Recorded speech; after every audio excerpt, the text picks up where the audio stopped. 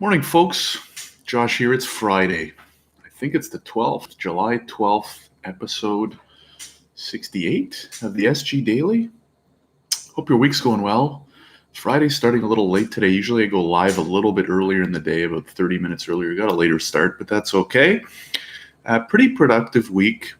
I find really productive beginning of the week, less productive end of the week. And I swear to God, I don't know, maybe it depends on the line of work that you do or the types of service that you provide, but my client work comes in waves. I don't know what it is between like Monday and Tuesday combined. I did a whole bunch of client work and billing, and then Wednesday hit and it quieted down, which is fine because I almost did enough billing in 2 days to make up for like a week and a bit. So that's fine because then you have the nice calm at the end of the week and I can catch up on other stuff. I can do billing, I can do accounting, I can do content creation, I can do all that stuff. But this has happened a lot. So I've been practicing almost 2 years now with my firm. And I swear it comes in waves. Like it would be lovely if I just had to do, like, for example, I think I did 4 client files on Monday and half of Tuesday, like when the start of the day Monday and all day, and then until the afternoon on Tuesday, like right around lunch, I completed 4 big files. And it would have been lovely if just like one of them came in per day and I just had to do 1 per day, but that never seems to happen. Now, what a lot of people say to me when they hear about that is, well, why don't you just spread it out? And my answer to that is, in my line of work, speed is very important. So more specifically, these are applications I'm submitting for companies so they can bring in tech workers that they're sponsoring. So the quicker that I submit them, the quicker we get the approval, the quicker they can have their employee here. I think that's one of their biggest priority. So I make it my biggest priority, which is why I think a lot of my clients come back. So yes, if it was something kind of less urgent, like maybe it was a different area of law where it was something, something more corporate, or like, we need this agreement prepared, but it doesn't have to be done tomorrow. It can be done in a few days from now. Then you could spread it out a little bit more. Or maybe, I don't know what your line of, maybe you're a copywriter, you're a digital marketer, and you can take an extra day or two. Not saying that I need to have it done as an emergency, but I just make it a priority to do everything as fast as possible to keep everyone as happy as possible, right? I have a ton of videos and a ton of content on sales and how it's so difficult and so important as a solopreneur especially. And so is customer service, right? If you can give yourself that extra edge by doing things faster than the other guys and girls and doing it well, then why wouldn't you? So that's my approach. It's worked well. It's caused some longer days and probably a little bit more anxiety than if I were to spread everything out. But to me, I actually get anxious if I'm not doing client work quick enough.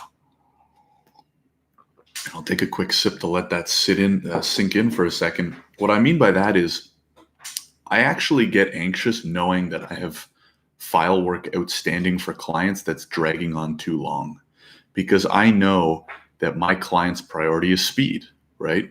And so if your client's priority is speed, then your priority should be speed in most cases. And anytime I'm jeopardizing that speed, I get anxious because I know that I want to keep the client super, super happy. And so maybe that's that could be a lesson in of itself, in the sense that you really want to understand the priority of your clients, right? Because this specific lesson or what I was talking about can apply to some of you, but it might not apply to all of you, right? If you're doing, if you're making art, let's say, if you're making beautiful paintings, your client's priority probably isn't speed. It's super high quality, elegance or whatever. I guess it'll depend on the type of art that you prepare. But you need to be able to spot what your client's priorities are and adapt to that. So for example, let's say you're a high-end luxury painter.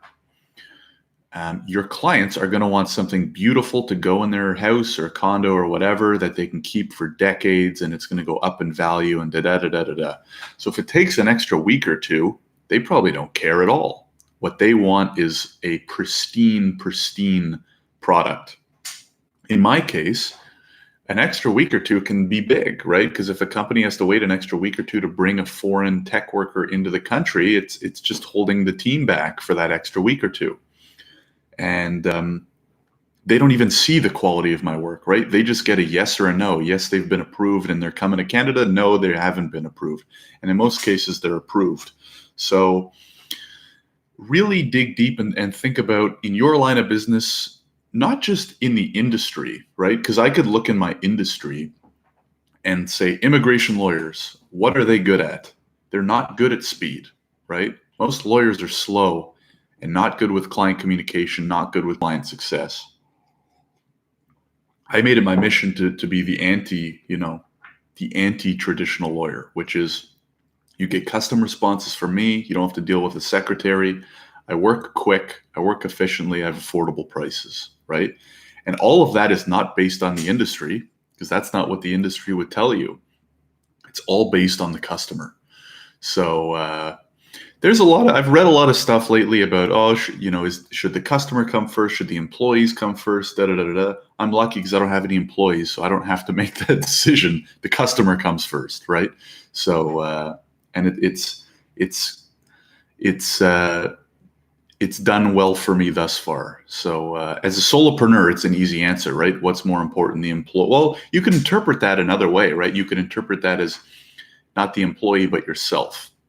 So what you do have to balance a little bit is your work-life balance, right? Yourself, because you are the employee, I guess. So you do have to consider yourself. But I think most solopreneurs and entrepreneurs in general at the beginning are willing to and probably have to sacrifice a little bit of their own life in terms of quality and work-life balance in order to get off the ground, right? You're not going to build the next great business by working 3 hours a week and not prioritizing your clients. I mean, maybe a few people just because they do something super special or whatever, but in most cases, and if you go back and listen to the SG podcast, any episode, I think episode 41 went live this week with Wally Carmichael. That was a super interesting talk.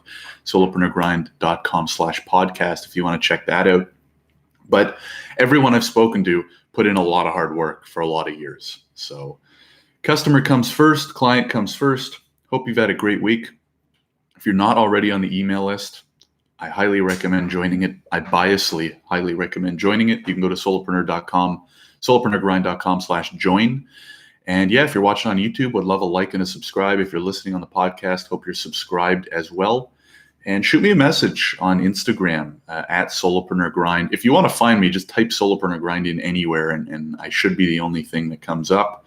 Shoot me a message. Love to hear from you guys. And have a great weekend. We'll see you next week.